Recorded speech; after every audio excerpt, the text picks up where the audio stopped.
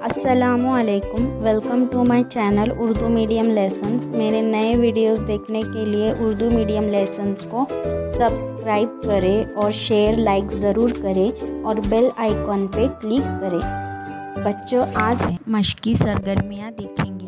देखो, पढ़ो और लिखो। नौमान, शोहरत, गुजारिश, लगन, लड़ाई, छूटने। नीचे दिए लफ्ज़ों में से 3 हुर्फी लफ्ज़ तलाश करो। 3 हुर्फी लफ्ज़ जैसे दीन, इल्म, वक्त, देना, नाम। ये सारे क्या हैं? 3 हुर्फी लफ्ज़ हैं। खाली जगह में सही हुर्फ लिखकर पूरा लफ्ज़ दोबारा लिखो। सौदागर, यहाँ पर खाली जगह में क्या लिखना है? दाल लिखना है। सौदागर।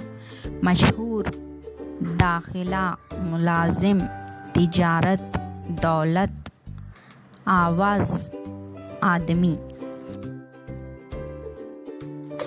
नीचे दिए हुए सवालों के जवाब लिखो। बचपन में इमाम अबू हनीफा रहमतुल्लाह अलैह ने वालिदैन से कौन सी बातें सीखी?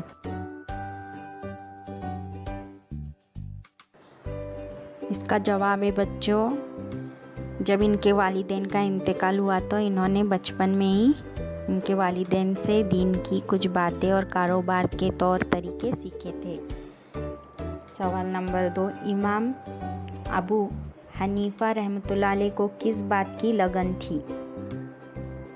अबू हनीफा को इल्म हासिल करने की लगन थी। इमाम अबू हनीफा रहमतुल्लाह अलैह कैसे इंसान थे? इसका जवाब है इमाम अबू हनीफा रहमतुल्लाह अलैह नेक, दीनदार और खुदा से डरने वाले इंसान थे। इमाम साहब ने काजी से क्या गुजारिश की? इमाम साहब ने काजी से गुजारिश की कि इस आदमी को रिहा कर दिया जाए। इमाम साहब के नेक बर्ताव का बुरे आदमी पर क्या असर हुआ? इमाम साहब के नेक बर्ताव का ऐसा असर हुआ कि उसने बुरे कामों से तौबा कर ली। जो वो बुरा आदमी था वो अपने बुरे कामों से तौबा कर ली और उनके नेक बर्ताव का असर उस पर ऐसा हुआ कि वो बुरे आदमी से अच्छा आदमी बन गया। अब हम 2 चश्मी ह वाले लफ्ज़ों के गिर्द दायरा बनाएंगे। झूठ,